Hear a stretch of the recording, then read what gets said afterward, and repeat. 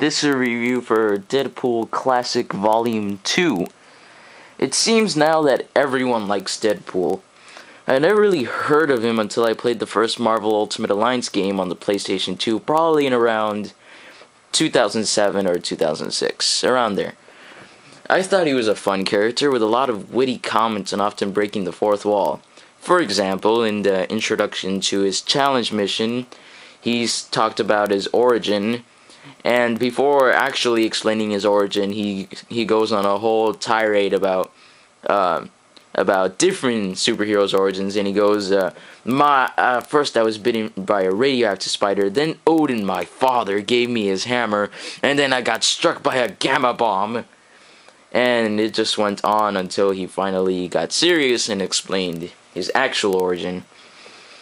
Then after that, I saw Deadpool terrifically portrayed by Nolan North, who you may also know as the voice of Nathan Drake from the Uncharted games, and even the Penguin in Batman Arkham City. Nolan North provided the voice for Deadpool in the Hulk vs. Wolverine animated movie, and you can tell from the interview he did for the disc that he had an absolute blast playing the character. I should mention that Nolan North is my favorite actor, both voice and live action, to portray Deadpool. At around the time Wolverine Origins came out, Deadpool had become incredibly popular. Sort of like the Iron Man movies led to Iron Man becoming more popular than he was before too. In my opinion, Ryan Reynolds did a terrific job as Deadpool. He had the right amount of wit for Deadpool live action. But at the end, I was pretty disappointed with Barakapool, because it took away the coolest thing about Deadpool, his mouth. And I know that was the point, but it still wasn't an interesting character at that point.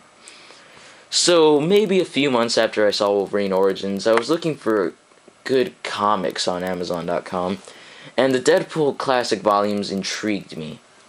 I decided on getting the second volume because it was almost entirely composed of issues from Deadpool's own series in the 90s, and because I thought that based on the cover, it would be interesting to see Deadpool versus Hulk. We kind of got a little of that on Hulk versus Wolverine, so I just thought it would be even more fun. It turns out that Deadpool Classic Volume 2 was a terrific purchase. This is a very good introduction to the Deadpool comics, since the very first issue of the collection has a recap that tells you absolutely everything you need to know about Deadpool. Who he is, who's his supporting cast, what he's been up to lately. So this is an excellent book for first-time readers. The most important thing about this book is the humor, and fortunately, this book is hilarious. This is my absolute favorite of what I've been exposed to with the Deadpool character. If Nolan North did a voiceover with all the dialogue in this book, I would be in heaven. However, the most impressive part about this book is that the humor doesn't get in the way of actually telling a good story. Writer Joe Kelly makes sure that for most of the book, Deadpool is just not random nonsense that doesn't mean anything except that, Deadpool is awesome because he makes jokes and he's funny and you will quote everything he says. For most of this book, Deadpool is making his trademark wisecracks and jokes, but we also get to see different sides to his character. We get to see a more serious side to him when he's trying to get over his deep desire for revenge against Dr. Kilbrew, who was one of the head doctors of Weapon X program, who experimented on Deadpool and gave him his healing factor, messed up his skin and gave him his healing factor. Oh wait, I already said that. Gave him his superpowers, healing factor, and messed up his life and turned him insane, kind of, almost. So that was one of them. I didn't really expect that going into this volume. I thought that Deadpool was going to be more jokey, and believe me, he does a lot of jokes in this book. But I didn't think I'd get to see such a serious side to the character. Another interesting character development that Deadpool goes through is him trying to fight his mercenary nature and to try to actually do something good for someone else. I know. It's amazing. And in that case, that would be Typhoid Mary. The very end of this collection is actually quite sad, and I didn't expect such a sad ending to a pretty fun book. And it does bring Deadpool down a peg, and which is much appreciated for someone as cocky as he is, but that doesn't change the fact of the sadness I felt at the very end. However, the first things that hit my mind again are the awesome jokes. I would like to briefly mention some of my favorites. Deadpool fighting Taskmaster by dancing, for instance, is just plain awesome. Later, Deadpool fights the Vamp. Yeah, I didn't know who she was either. And Deadpool's comments on the Vamp are just hilarious.